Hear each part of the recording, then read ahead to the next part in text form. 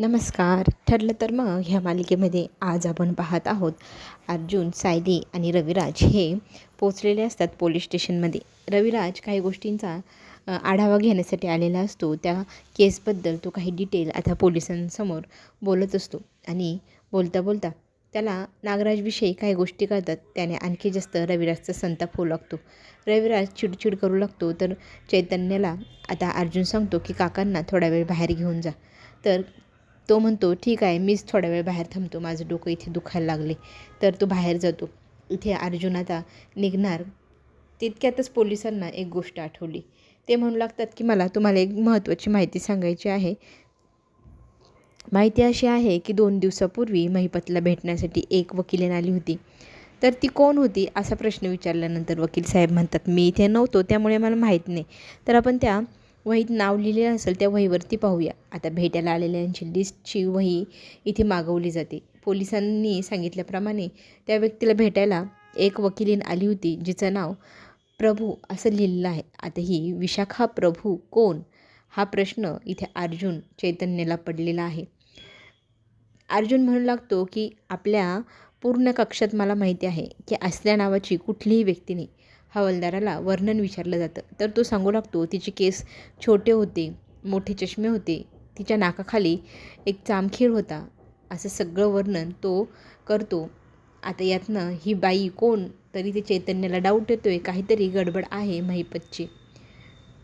इथे आपली अस्मिता टेन्शनमध्ये असते. तिला नवऱ्याचा चेहरा सतत आठवत आहे.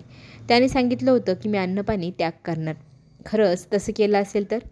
ह्या काळजीपोटी अस्मिता फोन करून इथे त्याला तब्येत विचारू लागते आणि तो काही केल्या फोन उचलत नसतो. तिचा आलेला फोन वाजू देतो आणि हा उपाशी असलेला व्यक्ती इथे छान प्रकारे पॉपकॉर्न खात बसलेला असतो. बिचारी अस्मिता इमॅजिन करते माझ्या नवऱ्याने काही खाल्लं नाही, पिल्लं नाही आणि हा इकडे मस्त ताव मारत मस्त मूवीचा आस्वाद घेत आहे. बिचारी काळजीत असते. त्यातच मग तो तिला थोडं तडपल्यानंतर मग तो तिला कॉल करतो. कॉल केल्यानंतर अलगद आवाज काढतो, अस्मी. तर ती तिकडनं म्हणू लागते की काय रे, काय झाले? तर तो सांगू लागतो अगं मला बरं नाही, मी ना झोपलेलो होतो, ग्लानी आली मला. बोल तू काय म्हणतो तीस? इतक्या बारीक स्वरात तो बोलतो. अस्मिताला त्याचा आवाज ऐकून खूपच वाईट वाटतं की आपल्यामुळे ह्या व्यक्तीची अशी अवस्था झाली आहे. तर ती त्याला कशा आहेस, काय, तब्येतीची काळजी घे आणि मला लवकरच भेटायला ये असं सांगू लागते. आणि इकडे जग जिंकल्यासारखा आता सचिनला गर्व आला आहे. त्याच्या ह्या पराक्रमाने अस्मिता आपल्याला स्वीकारेल असं त्याला वाटू लागलेलं असतं. महिपत इथे पोलिसांकडनं फोन घेतो. त्याला सरकारी वकील नको आहे. तो स्वतःच्या प्रयत्नांनी वकील मिळवण्याचा प्रयत्न करतो आहे. 1-2 कॉन्टॅक्टमधल्या व्यक्तींशी बोलल्यानंतर ते तयार नसतात. इथे पोलीस विचारू लागतात झालं का, द्या मोबाईल. नाही ना भेटत वकील? तर तो म्हणतो सर 1 मिनटं, मला आणखी एक कॉल करू द्या. त्याला आठवलं की रविराजचा जानी दुश्मन एकदम कट्टर असा वकील, त्याला हरवायला तयार असणारा, जर त्याला आपण आपली केस लढायला सांगितली तर तो व्यक्ती नक्कीच लढेल. रविराजला पुरून उरणारा वकील म्हणजे तोच.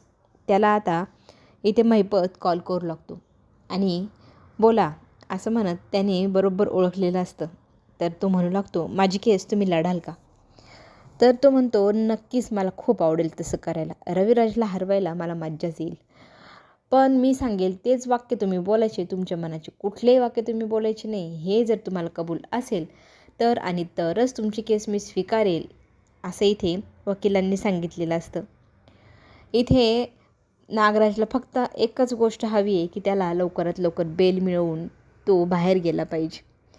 तर वकील म्हणतो ठीक आहे, फक्त मी सांगितलेले वाक्य बोलायची, नक्कीच तुम्हाला बेल मिळेल आणि मला पाहिजे तितके पैसेही तुम्ही द्यायचे. ही गोष्ट नागराजने कबूल केलेली असते आणि आता वकील तयार असतो त्याची केस लढण्यासाठी. बघता बघता दिवस उगवला. आता कोर्टात साक्ष होण्याची वेळ आली आणि सगळेजण मग कोर्टात हजर झालेले असतात. सगळ्यांची तयारी लगबग चालू असते. आता फक्त वाट पाहत आहे तर जज साहेबांच्या येण्याची. नागराजलाही घेऊन आलेले असतात. त्यांनी त्याला उभं केलेलं असतं आरोपीच्या पिंजऱ्यामध्ये. मग सगळेजण त्याच्याकडे लक्ष देऊन पाहत असतात. तो मात्र थोडीही लाज न वाटता डोळे वर करून सर्रास स्वागत असतो. न्यायाधिकारी आले, न्यायाधीश आले आणि सगळेजण उभे राहिले. मग सगळी प्रोसेस तिथे सुरुवात झालेली असते. आपल्या पद्धतीने आपले वकील युक्तिवाद करायला आलेले असतात. नागराजच्या वतीने त्याचा वकील तिथे येतो आणि माझा अशील हा निर्दोष आहे, त्याच्यावर फक्त निव्वळ आरोप लावले, त्याला बेल मिळावी म्हणून मी प्रयत्न करतोय, असं इथे वकिलांनी स्वतःची बाजू मांडली. तर समोरून आपले अर्जुन सर आले. अर्जुन मग म्हणू लागतात,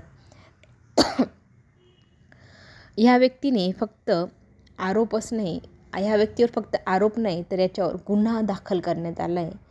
साधासुद्धा गुन्हा नसून तो एकदम कडक असा गुन्हा आहे, ज्याची शिक्षाही कडकच व्हायला हवी. 22 वर्षापूर्वी केलेल्या गुन्ह्याची कबुली यांनी दिली आहे, त्याचे पुरावे आमच्याकडे आहे, म्हणून आम्ही त्यांना जेलमध्ये टाकले. तर त्याचे वकील इथे सांगत असतात की माझे अशील हे निर्दोष आहे, त्यांना कोणीतरी अडकवण्याचा प्रयत्न केला आहे, त्यांच्या विरोधात कसलेही पुरावे यांच्याकडे नाही आणि त्यांच्यावरती आरोप लावून त्यांना फक्त आरोपाच्या नावाखाली जेलमध्ये टाकले. तर इथे आपले अर्जुन सांगू लागतात की हे बघा, आमच्याकडे काही पुरावे आहे, ते पुरावे तो व्हिडिओ इथे कोर्टात सादर केला जातो. सुमनला किडनॅप केलं त्यांच्या बायकोला आणि ते किडनॅपिंग हे आपल्या महिपत्नी नसून तर स्वतः तिचा नवरा म्हणजे नागराजने केलेला आहे, कारण त्याचं फोनचं लोकेशन तिथे वारंवार दिसतंय असं अर्जुनने त्यातनं सिद्ध केलं. तर वकील फारच हुशार निवडला आहे नागराजने. वकिलांना तिथे बोलण्याची संधी मिळते तर वकील सांगू लागतात की माझे अशील स्वतःच्या बायकोला शोधण्याचा खूप प्रयत्न करत होते, त्याच्यामुळे ते वारंवार त्या जागेवर जात होते, त्यामुळे त्यांचं मोबाईलचं लोकेशन त्या ठिकाणी निघणं साहजिकच आहे ना. आणि त्यातच ते तिथून निघून गेल्यानंतर त्यांना अर्जुनला तिथे सुमन सापडली. हा निव्वळ योगायोग. पण अर्जुन सांगू लागतो हा योगायोग नाही. घरी आपल्याला सगळेजण काळजीत दिसतात की सुमन किती शांत, कुणाशीही वरचढ आवाजात न बोलणारी, नवऱ्याच्या डोळ्यांच्या पापणीवरच ती घाबरणारी, त्याने नुसतं पाहिलं तरी बिचारी एक ठिकाणी उभी राहते. तर ती एवढं मोठे वाक्य आता कोर्टात बोलू शकेल का नागराज विरोधात? तिथे जाऊन काही गडबड तर करणार नाही ना.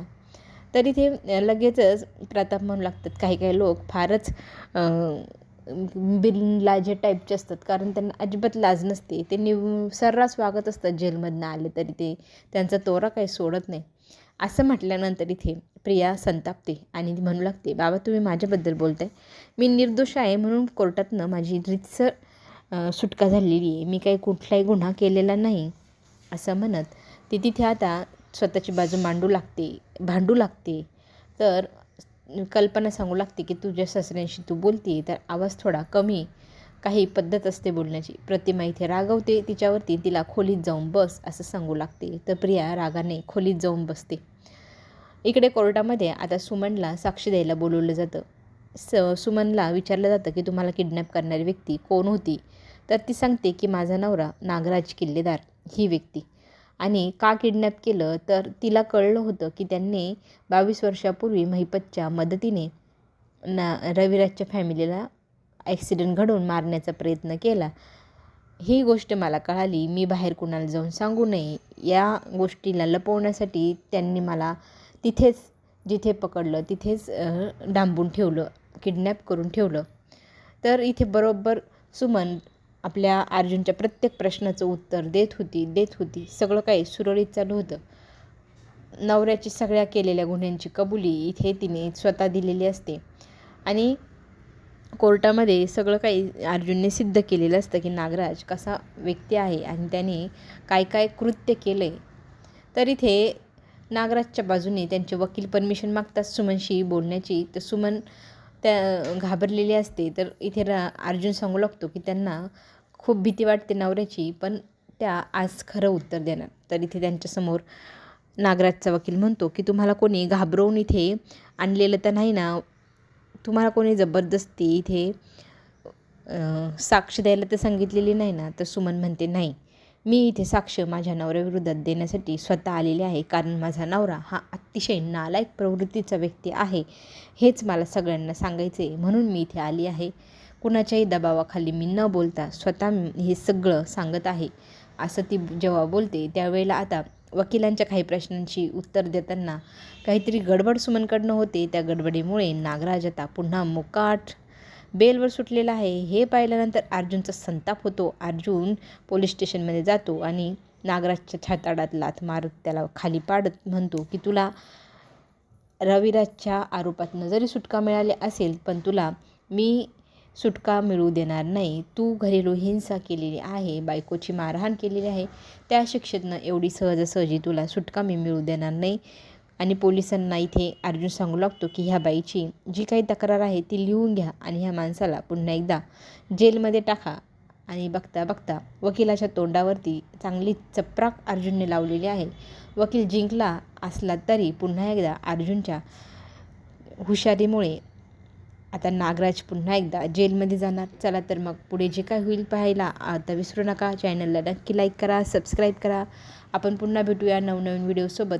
तोपर्यंत असंच प्रेम तुमचं सगळ्यांचं असू द्या. चॅनलला सबस्क्राईब नक्की करा. धन्यवाद.